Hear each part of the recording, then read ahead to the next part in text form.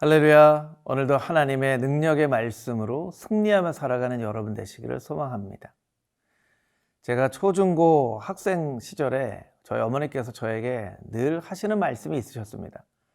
광구가 너는 꼭 좋은 친구를 사귀어야 된다 라는 말씀이었죠.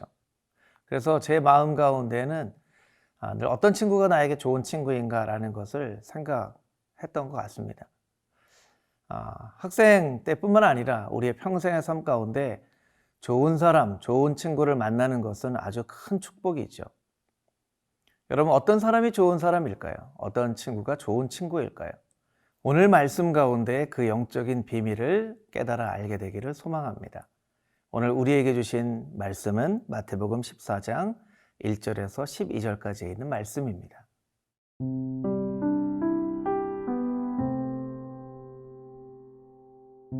마태복음 14장 1절에서 12절 말씀입니다. 그때에 분봉왕 헤롯이 예수의 소문을 듣고 그 신하들에게 이르되 이는 세례 요한이라 그가 죽은 자 가운데서 살아났으니 그러므로 이런 능력이 그 속에서 역사하는도다 하더라. 전에 헤롯이 그 동생 빌립의 아내 헤로디아의 일로 요한을 잡아 결박하여 옥에 가두었으니 이는 요한이 헤롯에게 말하되 당신이 그 여자를 차지한 것이 옳지 않다 하였음이라. 헤롯이 요한을 죽이려 하되 무리가 그를 선지자로 여김으로 그들을 두려워하더니 마침 헤롯의 생일이 되어 헤로디아의 딸이 연석 가운데서 춤을 추어 헤롯을 기쁘게 하니 헤롯이 맹세로 그에게 무엇이든지 달라는 대로 주겠다고 약속하거늘 그가 제 어머니의 시킴을 듣고 이르되 세례 요한의 머리를 소반에 얹어 여기서 내게 주소서 하니 왕이 근심하나 자기가 맹세한 것과 그 함께 앉은 사람들 때문에 주라 명하고 사람을 보내어 옥에서 요한의 목을 베어 그 머리를 소반에 얹어서 그 소녀에게 주니 그가 자기 어머니에게로 가져가니라. 요한의 제자들이 와서 시체를 가져다가 장사하고 가서 예수께 아뢰니라. 기적을 베푸시는 예수님에 대한 소문은 이스라엘 전역으로 퍼져갔습니다. 이스라엘 전역으로 퍼져갔을 뿐만 아니라 당시에 분봉 왕이었던 헤롯의 귀에까지 들어갔습니다. 그런데 예수님의 소문을 듣고 헤롯과 헤롯 주변에 있는 사람들은 의외의 반응을 일으킵니다. 죽은 세례 요한이 다시 살아났다. 죽은 세례 요한이 다시 살아나지 않고는 어떻게 이렇게 기적을 일으킬 수 있겠는가 하고 두려움에 벌벌 떨었습니다. 왜냐하면 헤롯이 세례 요한을 죽였기 때문입니다. 우리 3절, 4절 말씀을 다시 한번 읽어보면 전에 헤롯이 그 동생 빌립의 아내 헤로디아의 일로 요한을 잡아 결박하여 옥에 가두었더니 이는 요한이 헤롯에게 말하되 당신이 그 여자를 차지한 것이 옳지 않다 하였음이라. 성경에는 몇 명의 헤롯이 등장하죠. 마태복음 2장에 동방박사를 만난 그 헤롯 대왕은 이 오늘 본문의 이 헤롯의 아버지였던 헤롯 대제이죠. 이 헤롯 대제에게는 3명의 아들이 있었습니다. 헤롯 아켈라오, 헤롯 안티파스, 헤롯 빌립, 이 3 아들이 있었죠. 그리고 이 헤로디아는 바로 이 오늘 본문에 나온 헤롯의 이복 형제인 헤롯 빌립의 원래 아내였던 사람이었죠. 그런데 이 헤롯 빌립이 죽고 난 다음에 이 헤로디아는 헤롯 안티파스, 오늘 본문에 나오는 이 헤롯과 결혼을 하였던 것입니다. 세례 요한은 그것을 좋게 여기지 않았습니다. 권력에 가득 차 있어서 자신의 이복 형제인 헤롯 안티파스에게 결혼한 헤로디아도 마땅히 여기지 않았고 헤로디아를 아내로 삼으려고 했던 헤롯 안티파스도 마땅히 여기지 않았던 것입니다. 그래서 세례 요한은 헤롯에게 이야기합니다. 이것은 옳지 않은 일이다. 옳지 않은 일이다. 여러분, 세례 요한은 헤롯에게 정말 필요한 사람이었습니다. 옳지 않다라고 이야기를 하였지만 헤롯에게 정말 필요한 사람이었던 것이죠. 우리는 나 자신에게 옳지 않다라고 이야기하는 사람의 이야기를 잘 소화하기 쉽지 않아 합니다. 여러분, 누군가 여러분의 의견에 반대를 하거나 여러분에 대해서 옳지 않다라고 얘기를 하면 여러분은 그것을 잘 받아들이시나요? 잘 받아들이기가 어렵죠. 저도 가끔 제 아내나 제 아이들이 저에 대해서 옳지 않다 또 반대를 하면 겉으로는 괜찮은 척 하지만 속으로는 굉장히 마음에 불편한 그런 경험들을 하게 됩니다. 그런데 한참 시간이 지나 보면 그렇게 이야기를 해줬던 아내가 참 고맙다는 생각을 하게 됩니다. 때로 어린 자녀들의 말이라고 무시할 수 있었지만 그 자녀들의 이야기를 귀담아 들었던 것이 참 나에게 도움이 됐구나라고 깨달을 때가 있게 됩니다. 여러분, 좋은 친구란 때로 여러분의 의견에 대해서 옳지 않다라고 이야기해 줄 수 있는 친구가 바로 좋은 친구가 될 수 있다는 것을 우리가 깨달아 알아야만 한다는 것입니다. 그래서 마태복음 5장 37절 말씀 가운데 보면 옳은 것에 대해서는 옳다고 아닌 것에 대해서는 아니라고 이야기를 해야 된다라고 예수님께서 산상수훈을 통해서 우리에게 말씀해 주고 계신 것이죠. 혹여 여러분의 삶 가운데 옳지 않은 것에 대해서도 옳다고 이야기를 하거나 옳지 않은 일에 대해서도 옳다고 이야기하는 친구가 있다면 그 친구는 여러분에게 좋은 친구가 아니라는 것을 분명히 깨달아 알아야만 합니다. 그래서 잠언 27장 5절 말씀에 보면 면책은 숨은 사랑보다 낫다라고 말씀하고 있습니다.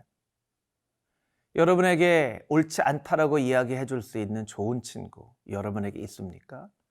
그 친구의 조언을 달게 받아들일 수 있는 넓은 마음, 지혜로운 마음이 여러분에게 있습니까? 그런 친구가 여러분에게 있기를, 그런 넓은 마음이 여러분에게 있기를 주님의 이름으로 축복합니다.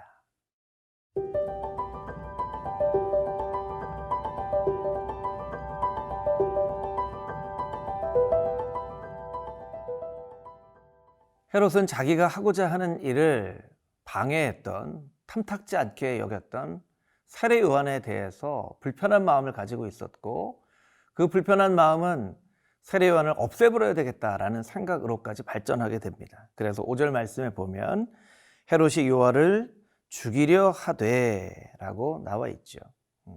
마침 그때에 헤롯의 생일이 되어서 잔치가 열려졌습니다. 우리 6절 말씀 같이 한번 읽어볼까요? 마침 헤롯의 생일이 되어 헤롯의 딸이 연석 가운데 춤을 추어 헤롯을 기쁘게 하니, 이 6절에 보면 헤로디아의 딸 살로메는 헤롯의 마음을 기쁘게 하였다라고 되어 있습니다. 세례 요한은 헤롯의 마음을 불편하게 만들었습니다. 헤로디아의 딸은 헤롯의 마음을 기쁘게 하였습니다. 그런데 결과적으로 보면 헤롯의 마음을 불편하게 만들었던 세례 요한은 정말 헤롯에게 필요했던 사람이고, 헤롯의 마음을 기쁘게 했던 헤로디아의 딸 살로메는 헤롯의 그 삶에 어려움을 주는 사람이었습니다. 헤롯이 너무 마음이 기쁜 나머지 이야기를 합니다. 무엇이든 소원을 말해라. 이 나라의 절반이라도 너에게 줄 것이다. 무엇이든지 달라는 대로 너에게 줄 것이다. 맹세를 합니다. 분명히 마태복음 5장 말씀에 헛된 맹세를 하지 말라고 말씀하셨는데 헤롯은 그 흥에 취해서 헛된 맹세를 하게 된 것이죠. 헤롯이 생각하지 못했던 소원을 헤로디아의 딸 살로메가 요구합니다. 세례 요한의 목을 잘라 쟁반에 담아서 나에게 주십시오. 헤롯이 그 이야기를 듣고 깜짝 놀랍니다. 그런 요구를 할 줄은 몰랐던 것이죠. 그래서 9절 말씀에 보면 헤롯은 헤로디아의 요청을 듣고 근심하였다라고 이야기를 하고 있습니다. 근심하였다는 것은 세례 요한을 죽여서는 안 된다는 것을 알고 있었다는 것이죠. 그러나 자신이 맹세한 것과 그 함께 앉은 사람들 때문에 주라고 명령을 하게 됩니다. 여러분, 헤롯은 그 지방에 있는 모든 것들을 결정할 수 있는 최고 결정권자였죠. 자신의 생각대로, 자신의 판단대로 모든 것을 할 수 있는 사람이었습니다. 그런데 실제로는 자신의 생각한 바대로 할 수 없었는데 그것은 주변에 있는 사람들을 의식해서이고 자기가 헛된 맹세한 것이 자기에게 오히려 올무가 되어졌기 때문입니다. 만약에 우리에게 하나님의 자녀, 왕의 자녀로서의 권세가 있다 하더라도 주변에 있는 사람들의 시선 때문에, 내가 잘못 말한 것에 대한 그 올무 때문에 그 왕의 자녀됨의 권세를 발휘하고 살아가지 못한다면 그 왕의 자녀가 됐다는 것이 아무것도 우리에게 유익한 것이 없다는 것이죠. 여러분은 하나님의 왕의 자녀로 잘 살고 있으십니까? 오히려 헤롯처럼 여러분의 마음을 기쁘게 하는 어떤 사람의 요청 때문에 마땅히 행할 것을 알고도 마땅히 행할 그대로 살아가지 못하고, 오히려 주변 사람들의 평판 때문에, 주변 사람들의 시선 때문에, 여러분이 함부로 한 약속 때문에 오히려 하나님의 자녀다운 삶을 살아가지 못하고 주변의 시선에 이끌려 살아가고 있는 그런 어리석은 삶을 살고 있지는 않으십니까? 여러분, 이 말씀으로 여러분의 자신의 삶을 거울처럼 비춰보기를 원합니다. 나는 왕의 자녀로서 마땅히 행할 길을 행하며 살고 있는가? 내 주변에는 나를 왕의 자녀답게 살도록 돕는 그런 도움의 사람이 있는가? 오히려 내 마음을 기쁘게 하는 어떤 사람과 어떤 일 때문에 그것이 나의 삶의 올무가 되어지지는 않는가? 오늘 말씀을 통하여 여러분의 삶을 비추어 볼 수 있는 지혜로운 백성들이 다 되시기를 주님의 이름으로 축복합니다.